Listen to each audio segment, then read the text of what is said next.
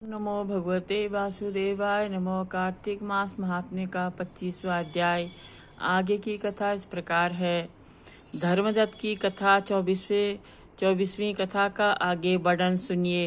तीर्थ में दान और व्रत आदि सत्कर्म करने से मनुष्य के पाप नष्ट हो जाते हैं, परंतु तू तो प्रेत के शरीर में है अथवा उन कर्मों को करने की अधिकारिणी नहीं है। इसलिए मैंने जन्म से लेकर के अब तक जो कार्तिक का व्रत किया है उसके पुण्य का आधा भाग भी मैं तुझे देता हूँ। तू उसी से सद्गति को प्राप्त हो जा।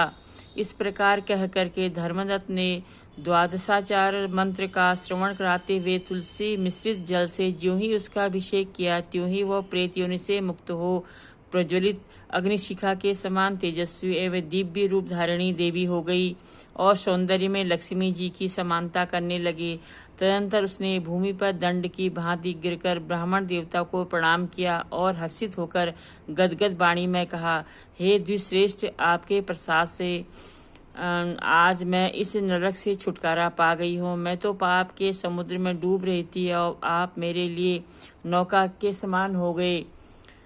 वह इस प्रकार ब्राह्मण से कह रही थी कि आकाश से एक दिव्य विमान उतरता दिखाई दिया। वह अत्यंत प्रकाशमान एवं विष्णु रूपधारी पार्षदों से युक्त था। विमान के द्वार पर खड़े हुए पुण्यशील और सुशील ने उस देवी को उठाकर श्रेष्ठ विमान पर चढ़ा दिया।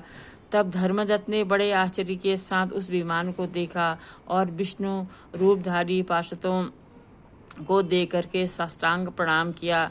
पुण्यशील और सुशील ने प्रणाम करने वाले ब्राह्मण को उठाया और उनकी सराहना करते हुए कहा, हे द्विश्रेष्ठ, तुम्हें साधुवाद है, क्योंकि तुम सदैव भगवान विष्णु के भजन में तत्पर रहते हो, दीनों पर दया करते हो, सर्वज्ञ हो तथा भगवान विष्णु के व्रत का पालन करते हो। तुमने बचपन से लेकर अब तक जो कार्तिक व्रत का अनुष्ठान किया उसके आधे भाग का दान देने में तुम्हें दूना पुण्य प्राप्त हुआ है और सैकड़ों जन्मों के पाप नष्ट हो गए हैं। अब यह वैकुंठ धाम में ले जाई जा रही है। तुम भी इस जन्म के अंत में अपनी दोनों स्त्रियों के साथ भगवान विष्णु के वैकुंठ धाम में जाओगे और मुक्ति प्राप्त करोगे। धर्मदत्त, जिन्होंने तुम्हारे समान भक्ति पूर्वक भगवान विष्णु की आराधना की है, वे धन्य हैं और कृतकृत्य हैं। इस संसार में उन्हीं का जन्म सफल है।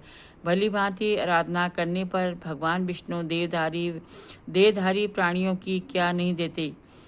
उन्होंने भी उत्तानपाद के पुत्र को पूर्व काल में ध्रुवपद पर स्थापित किया था। उनके नामों का स्मरण करने मात्र से समस्त जीव सद्गति को प्राप्त होते हैं। पूर्व काल में ग्रहग्रस्त गजराज उन्हीं के नामों का स्मरण करने से मुक्त हुआ। तुमने जन्म से लेकर जो भगवान विष्णु को संतुष्ट करने वाले कार्तिक व्रत का अनुष्ठान किया, उससे बढ़कर न यज्ञ है, न दान है, न तीर्थ है। विप्रवर, तुम धन्य हो, क्योंकि तुमने जगत गुरु भगवान विष्णु को प्रसन्न करने वाला कार्तिक व्रत किया है, जिसके आधे भाग से फल को पाकर यह स्त्री हमारे साथ भगवान लोक में जा रही है। इधर ये वाला अध्याय समापन होता है। कल फिर अगले अध्याय के साथ। नमो भगवते वासुदेवाय नमः।